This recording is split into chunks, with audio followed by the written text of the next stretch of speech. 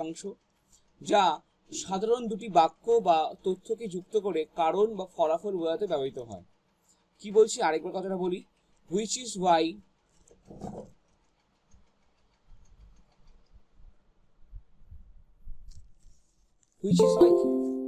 একটু জয়েন করি কি দাঁড়ান, কেউ জয়েন করতে চেয়েছে।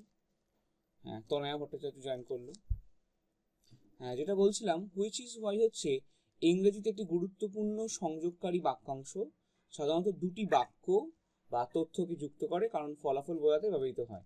বাংলায় এর অর্থ এই কারণে বা যার ফলে বা এই জন্য ইত্যাদি মানে হয়।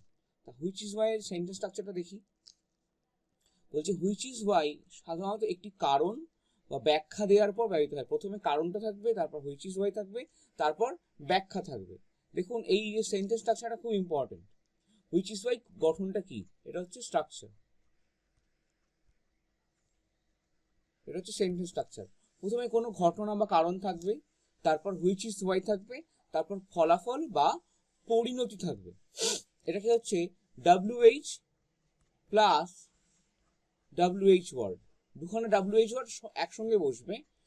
মাঝখানে কি হচ্ছে, প্রথমে কারণ বা ঘটনা থাকবে, তারপর হুইচ ইজ ওয়াই থাকবে, তারপর ফলাফল বা পরিণতি থাকবে। একটুখানি আপনাদের দেখাই একটা এক্সাম্পল, তাহলে আপনাদের কাছে ক্লিয়ার হয়ে যাবে হুইচ ইজ ওয়াই আর হুইচ ইজ ওয়েন কখন ব্যবহার হবে।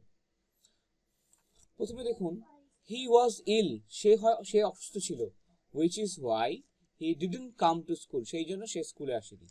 হি ওয়াজ ইল, সে অসুস্থ ছিল। হুইচ ইজ ওয়াই, এই কারণে। He didn't come to school, সে কারণে সে স্কুলে আসেনি।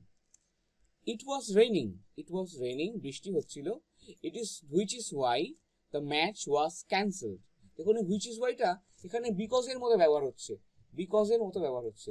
ইট was raining, it was raining, which is why the match was cancelled. এই ইটটাকে বলা হয় এই ইটটাকে বলা হয় ইন্ট্রোডাক্টরি ইট। কি ইট বলা হয়? ইন্ট্রোডাক্টরি ইট। এই ইটটাকে বলা হয় ইন্ট্রোডাক্টরি ইট। আচ্ছা, ইট ওয়াজ রেইনিং, বৃষ্টি হচ্ছিল। হুইচ ইজ ওয়াই, এই জন্য বা সেই কারণে। The match was cancelled.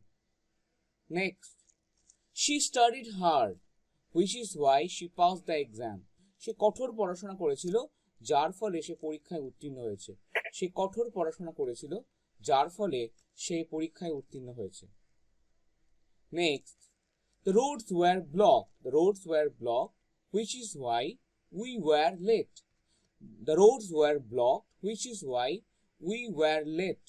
Which is why road রাস্তা বন্ধ ছিল, এই কারণে আমরা দেরি করেছি। Which is why we were late. তারপর হচ্ছে he forgot umbrella, he forgot his umbrella, which is why he forgot his umbrella, which is why he got wet, যে কারণে সে ভিজে গেল। He forgot his umbrella, he forgot his umbrella, which is why he got wet, যার ফলে সে ভিজে গেছে, যার ফলে সে ভিজে গেছে। ঠিক আছে, এবার আমি which is why দিয়ে কতগুলো ট্রান্সলেশন করব, যেগুলো আপনারা আমার সঙ্গে সঙ্গে করবেন, তাহলে আপনাদের প্র্যাকটিস হয়ে যাবে।